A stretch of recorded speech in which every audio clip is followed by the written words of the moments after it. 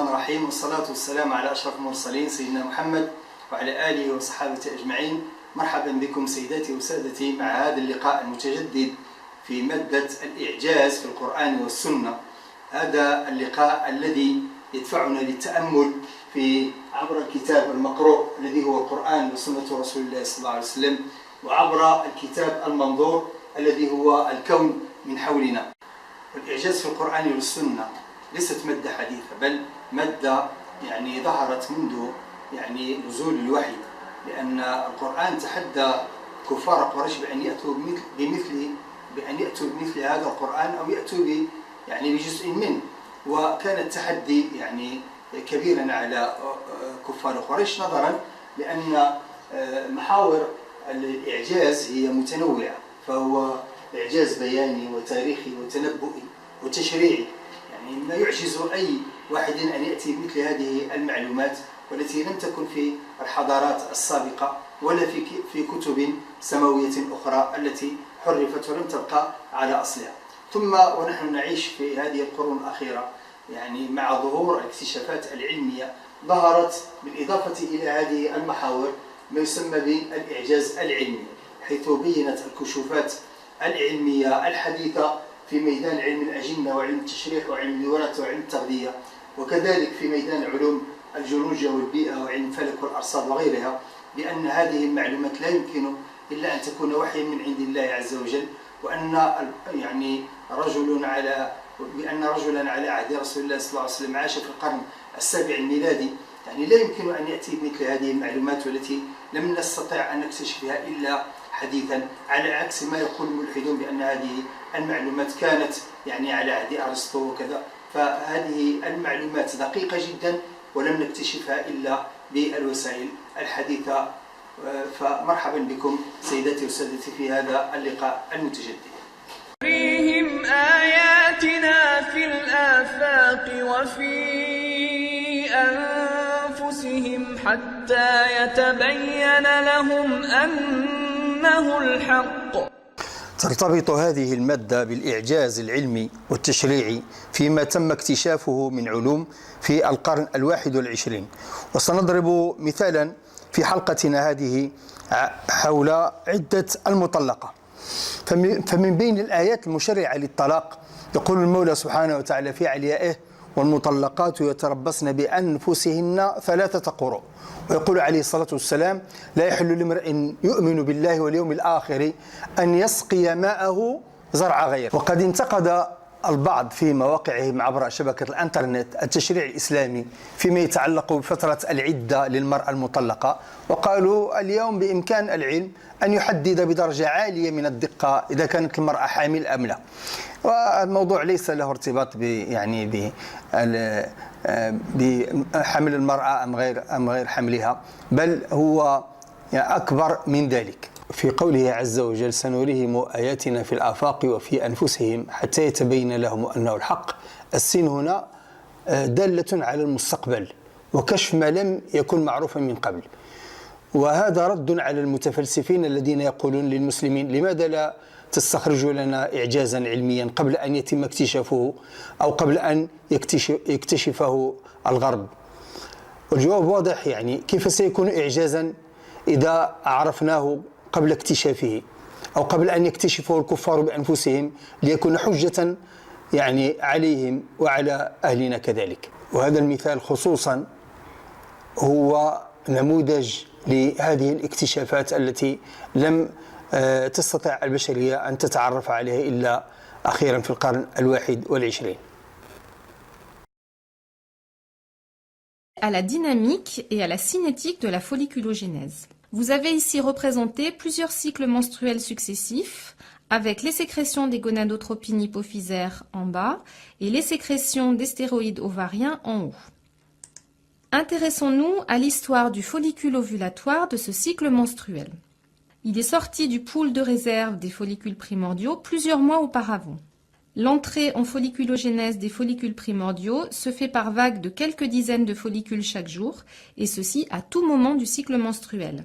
Mais le follicule ovulatoire d'un cycle donné est issu d'un groupe de follicules préentraux particuliers qu'on appelle les follicules privilégiés.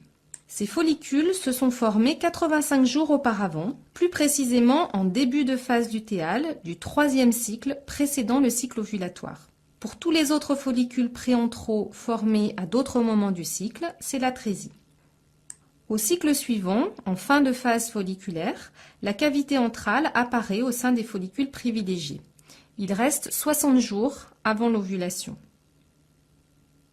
En fin de phase lutéale du cycle qui précède le cycle ovulatoire, il y a entrée en croissance terminale d'un groupe de follicules cavitaires privilégiés qui sont dépendants à la FSH.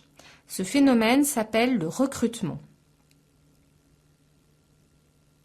Pendant la première partie du cycle ovulatoire, entre J1 et J6, la croissance de la cohorte de follicules recrutés se poursuit de façon inégale et un des follicules se développe plus rapidement que les autres.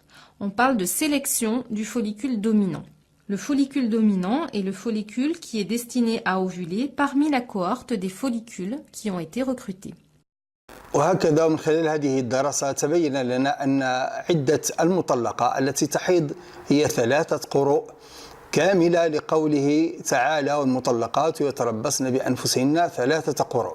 فإذا طلقت المرأة في طهر ثم حاضت ثم طهرت ثم حاضت ثم طهرت ثم حاضت، فإذا طهرت انقضت عدتها، حيث يبدأ إنتاج البويضة في الحيضة رقم 1 وينتهي هذا الإنتاج في طهر الحيضة الثالثة. هذا فيما يخص الإعجاز في هذه الآية الكريمة، والذي هو إعجاز تشريعي وإعجاز علمي كبير جدا. وبعد هذين المثالين فيما يخص الإعجاز في الآية الكريمة، نتطرق الآن إلى الإعجاز في الحديث النبوي الشريف في قولها عليه الصلاة والسلام: لا يحل لمرء يؤمن بالله واليوم الآخر أن يسقي ماءه زرع غيره. ولكي نعرف ما يرتبط بهذا الحديث من إعجاز كبير وعظيم جدا، يجب أن نعرف أنه في عالم الصيدلة والطب الآن يتم استعمال منطقة المهبل كمنطقة امتصاص كبيرة لامتصاص الأدوية، لإدخال الأدوية، وكذلك للعلاج الهرموني. فهذا أصبح شيء يعني معمول به في ميدان الطب والصيدلة.